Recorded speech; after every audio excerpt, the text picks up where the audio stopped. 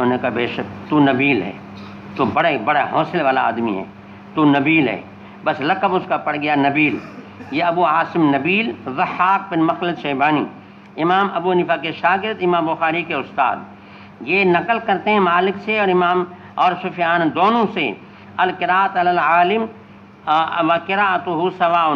یہ امام مالک بھی امام سفیان بھی، یہ دونوں حضرات کہتے ہیں کہ قراءت علی الشیخ یا قراءت الشیخ دونوں برابر ہیں، یعنی استاد عبارت پڑھے، شاگرد عبارت پڑھے، تحمل و نسبت کے قائم ہونے میں دونوں کیا ہیں؟ برابر ہیں۔ آگے ہے حدثنا عبداللہ ابن یوسف قال حدثنا لیث عن سعید هو المقبوری، یہ مقبوری سے مشہور ہو گیا تھا، ان کا گھر جو تھا قبرستان کے قریب تھا، لہذا مقبوری مقبوری مقبوری مشہور ہو گیا۔ عن شریک بن عبداللہ بن ابی نمر انه سمع انس بن مالک رضی اللہ تعالی عنہ عنہ یقول بینما نحن جلوس مع النبی صلی اللہ علیہ وسلم فی المسجد داخل رجل علی جمل، ایک بندہ اونٹ پہ سوار ہو کر کے آیا، فاناخ فی المسجد، مسجد میں بٹھایا، یعنی مسجد کے قریب کسی جگہ میں بٹھایا، ثم اکلہ، پھر اس کو پاؤں میں رسی بھی ڈالی تاکہ سواری کہیں چلی نہ جائے، اور نیا ایک شہر ہے، نیا گاؤں ہے مدینہ، یہ باہر کا بندہ سواری چلی جائے تو پھر کیسے کرے گا، تو ایک حفاظت بھی ہے۔ آنے کے بعد آ کر کے کہنے لگے ایکم محمد، شروعات میں نبی کریم صلی اللہ علیہ وسلم بالکل بے تکلفی کے ساتھ اپنے احباب اور اپنی تلامذہ صحابہ کرام اپنی رفقا سے بیٹھ جاتے، اور درمیان میں بیٹھ گئے تو بس پھر یہ کوئی فرق نہ ہوتا کہ معلم کون ہے، متعلم کون ہے، اور نبی کون ہے اور امتی کون ہے، بالکل بے تکلفی کا عالم ہوتا، تو پھر باہر سے آنے والے بندے کو بعض اوقات پوچھنا پڑتا، اگرچہ اللہ کے نبی خوبصورت تھے، حسین تھے، اور ان کا اپنا ایک جلال تھا، ایک اپنی عظمت تھی، اور اپنی عظمت کے وجہ سے اگر کھڑے ہوتے مجمع میں یا بیٹھے ہوتے تو سب سے بڑے لگتے، حالانکہ سب سے زیادہ قد میں لمبے نہیں تھے، لیکن اپنے جلال کی وجہ سے یوں لگتا کہ سب سے بڑے ہیں۔ تاہم بعض اوقات دیہاتی باہر کے بدو آدمی آتے، ان کو پوچھنے کی نوبت آتی کہ محمد کون ہے، پھر بعد میں اجازت سے صحابہ کرام نے حضرت صلی اللہ علیہ وسلم کے لیے مسند بنائی کہ اللہ کے نبی جب ہمارے درمیان میں آیا کریں تو ایک اونچی جگہ پہ بیٹھیں تاکہ آنے والے کو پتہ چلے کہ یہ ہمارے استاد ہیں، یہ اللہ کے نبی ہیں، یہ محمد کریم صلی اللہ علیہ وسلم ہیں، آنے والے کو پوچھنے میں تکلیف نہ ہو، بات کرنے میں۔ تو یہ کہہ رہے ہیں کہ ایکم محمد والنبی صلی اللہ علیہ وسلم متکئ بین ظہرانیہم، بین ظہرانیہم اے بینہم، یہ عربوں کی عادت ہے کہ اب یعنی اصل ظہر تو کہتے ہیں پیٹھ کو، ان سب کی پیٹھوں کے درمیان میں، مقصد یہ کہ ایک حلقہ ہے تو اس میں کسی کا بطن سامنے ہوگا، کسی کی پیٹھ ہوگی، تو پھر یہ ایک اصل لفظ یہ ہے کہ معنی ان کے پیٹھوں کے درمیان، مراد یہ کہ ان کے بیچ میں، تو یہاں مرادی معنی یہ ہوگی کہ ان کے درمیان میں، فقلنا حاضر رجل، یہ بندے نہیں بیٹھے ماشاءاللہ الرجل ابیض، یہ گورے رنگ کے، اللہ کے نبی کا رنگ گورا، بالکل گورا جو ہے نا وہ بھی نہیں تھا،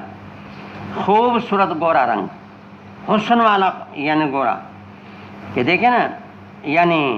ایک بالکل جو ہے نا چونے کی طرح، ایسا رنگ اچھا بھی نہیں لگتا، نہ کو حسن کی علامت ہے، اور باقی یوں ہے کہ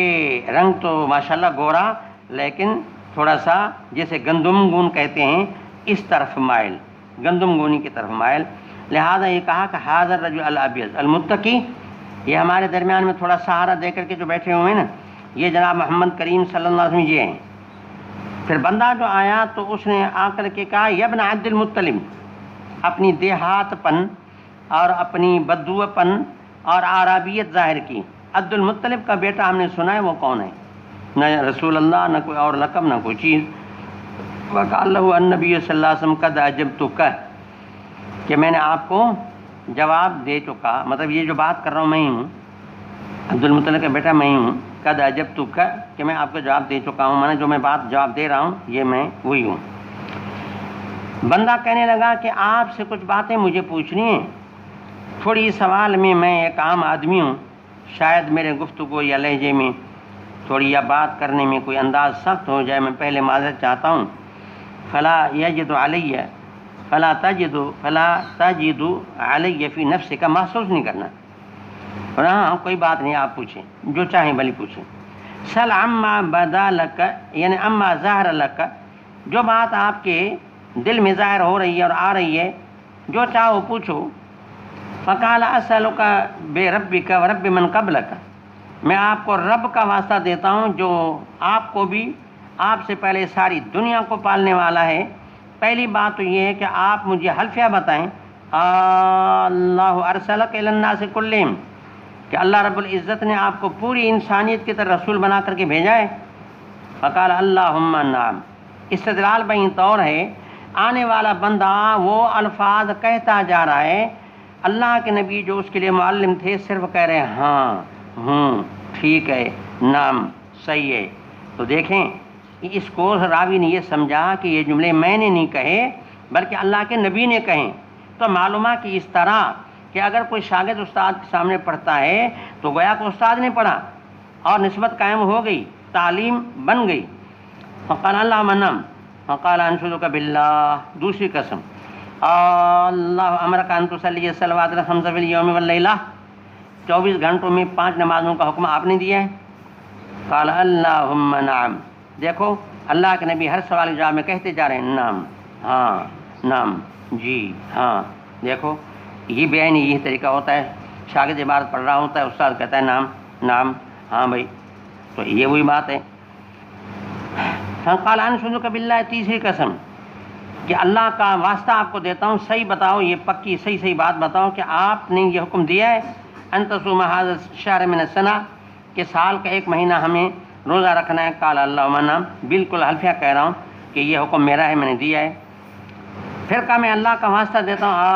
اللہ امرک ان تاخذ ھذہ الصدقۃ من اغنیائنا، ہم میں سے جو مالدار ہیں ان سے کچھ مال لیا جائے، فتقسم علی فقرائنا،